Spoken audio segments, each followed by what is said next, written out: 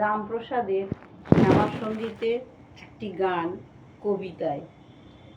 আশার আশা ভবে আশা, আশা মাত্র হলো, চিত্তের পদ্মেতে পড়ে ভ্রমর ভুলে রলো। নিম খাওয়ালে চিনি বলে কথাই করে ছলো, ওমা মিঠার লোভে তিতা মুখে সারা দিনটা গেল। আশা মাত্র হলো, খেলবি বলে ফাঁকি দিয়ে নামালি ভূতলে, এ কি খেলা খেললি মাগো, আশা না ফুরিল।